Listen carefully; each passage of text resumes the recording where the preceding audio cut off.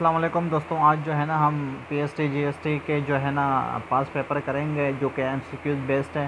ठीक है, तो एमसीक्यूज़ क्वेश्चन को सोल्व करते हुए जो है ना मैं आप लोगों को जो बेसिक कॉन्सेप्ट होते हैं वो भी दे दिया करूँगा।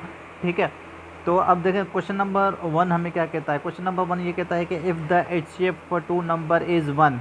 ठीक है, कह रहा है कि हमारे पास दो नंबर है जिनका एचसीएफ जो है ना हाईएस्ट कॉमन फैक्टर जो है ना उसका क्या आ रहा है 1 आ रहा है। Then the numbers are.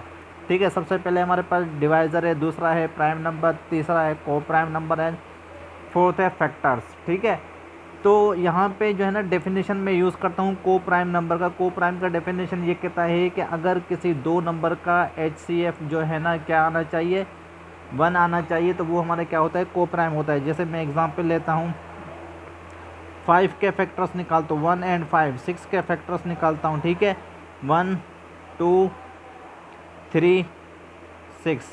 ठीक है, तो इनमें जो हमारा एचसीएफ जो आया है ना वो क्या आया है 1 आया है। ठीक है, तो ये हमारा क्या है को प्राइम।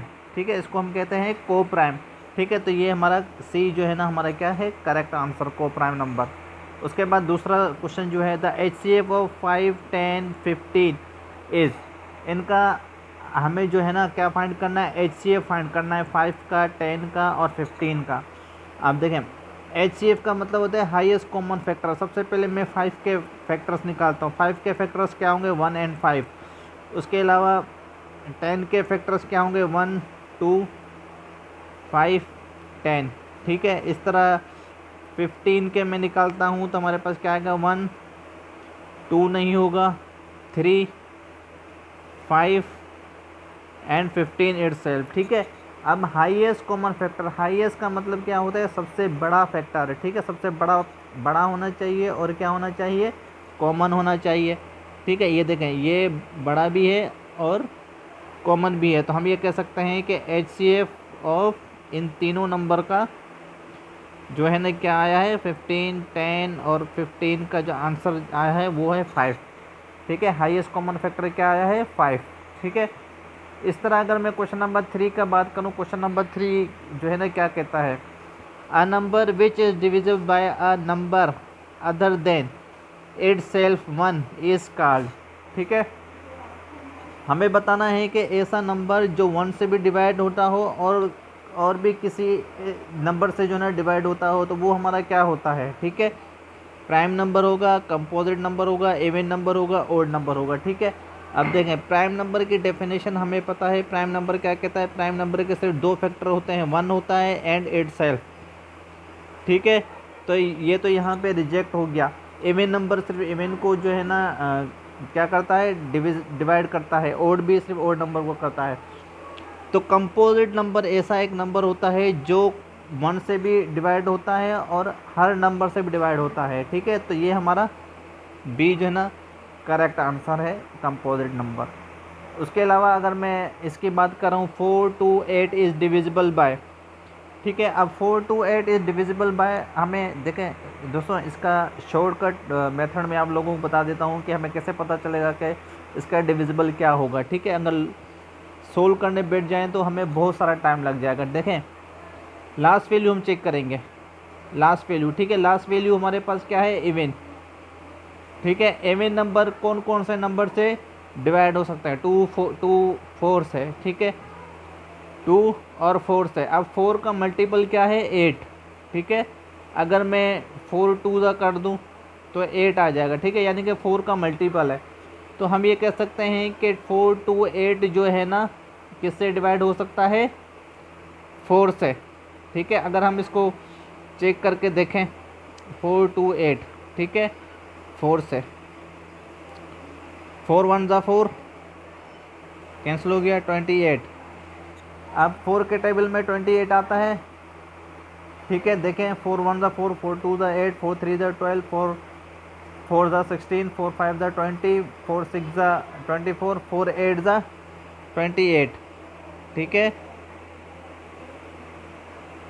क्या आ गया 28, तो ये आ गया 0 0। ठीक है, तो 4 से ये कम्प्लीटली डिवाइड हो गया जो कि हमारे पास आ गया आंसर। 4 8 नहीं 4 7 ज़ा। ठीक है, 4 7 ज़ा 28। तो ये हमारे पास कम्प्लीटली डिवाइड हो गया। तो हम ये कह सकते हैं ये जो है ना इसका क्या है, डिविजिबल जो है ना इसका क्या है, 4 है। उसके बाद अगर हम क्वेश्चन नंबर 5 की बात करें, क्वेश्चन नंबर 5 क्या कहता है? क्वेश्चन नंबर 5 ये कहता है कि a number is divisible by 2 and 3 is also divisible by. ठीक है, अब यहाँ पे हमें दो नंबर दिए हुए 2 एंड 3, ये जो है ना एक नंबर को डिवाइड कर रहे हैं। हमें बताना है कि और कौन सा नंबर होगा जो उस नंबर को डिवाइड करता हो। जैसे मैंने एक एक्स नंबर ले लिया जो 2 भी उसे डिवाइड कर रहा है, एक वाई नंबर ले लिया उसको 3 भी डिवाइड कर रहा है। ठीक है, अब मुझे बताना है कि ऐसा कौन सा एक वो नंबर होगा जो, यहाँ पे एक्स ले लेते हैं। ठीक है, एक्स जो है ना 2 को भी डिवाइड कर रहा है, एक्स जो है ना 3 को भी डिवाइड कर रहा है। तो ऐसा और कौन सा नंबर होगा जो है ना उसको भी डिवाइड कर रहा होगा। ठीक है, तो अब देखिए 2 और 3 हमारे पास अगर इनका प्रोडक्ट लूँ तो मेरे पास आता है 6। ठीक है, अब जो 2 से डिवाइड हो रहा होगा वो 3 से भी डिवाइड हो रहा होगा, इस तरह वो 6 से भी डिवाइड हो रहा होगा। ठीक है, अगर मैं एग्जांपल लेता हूँ 12 की, 12 6 से भी डिवाइड हो रहा है, 12 3 से भी डिवाइड हो रहा है और 12 2 से भी डिवाइड हो रहा है। ठीक है, तो ये हम कह सकते हैं कि जो है ना 6 is a correct answer, B जो है ना इसका करेक्ट आंसर है। इस तरह अगर मैं क्वेश्चन नंबर 6 की बात करूँ, 6 में कह रहा है कि LCM ऑफ 6 एंड 5, हमें LCM फाइंड करना है। तो दोस्तों सबसे पहले आप लोगों को पता होना चाहिए कि LCM किसे कहते हैं। ठीक है, LCM least common multiple, common multiple find करना है, लीस्ट कॉमन मल्टीपल फाइंड करना है। ठीक है, अब देखें 5 के अगर मैं मल्टीपल्स निकालता हूँ 5 तक, 5 10 15 20 25 30। ठीक है, इस तरह अगर मैं 6 के निकालूँ 6 12 18 24 30, इस तरह आगे और चलो 35 36। ठीक है, ये मैंने इसके जो है ना मल्टीपल्स निकाल लिए हैं। अब हमें जो है ना लीस्ट कॉमन मल्टीपल फाइंड करना है जो सबसे छोटा हो और कॉमन हो। ठीक है, 5 यहाँ पे कोई कॉमन नहीं आ रहा तो ये 30 सिर्फ कॉमन आ रहा है। ठीक है, तो हम ये कह सकते हैं कि LCM जो है ना हमारा क्या आ गया, 30 आ गया। समझ में आ गया ये चीज़। अब क्वेश्चन नंबर 7 ये कह रहा है कि LCM of 2 prime numbers is there. ठीक है, अब देखें LCM हमें बताना है किसी 2 प्राइम नंबर का LCM क्या होगा। ठीक है, ये बहुत आसान सवाल है जिसमें हमने ये बेसिक मैथमेटिक्स में पढ़ा है। ठीक है, LCM में हम लोग क्या करते हैं, प्रोडक्ट। ठीक है, अगर मेरे पास दो नंबर है 2 × 3 तो इसका LCM आ गया 6। ठीक है, 1 तो होता ही होता है, इनका मल्टीपल जो है ना प्रोडक्ट जो है ना 6 है, तो हम ये कह सकते हैं इसका प्रोडक्ट ये आ गया।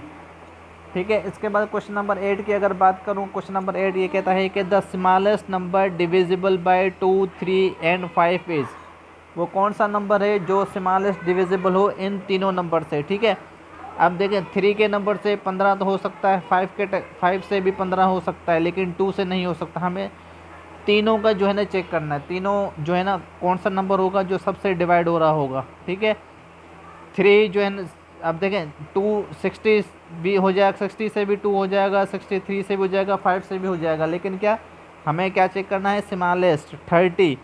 तो हमारा करेक्ट आंसर है 30 जो है ना 2 से भी डिवाइड हो रहा है, 33 से भी डिवाइड हो रहा है और 35 से भी डिवाइड हो रहा है और ये स्मॉलेस्ट भी है। तो ये हमारा करेक्ट आंसर है।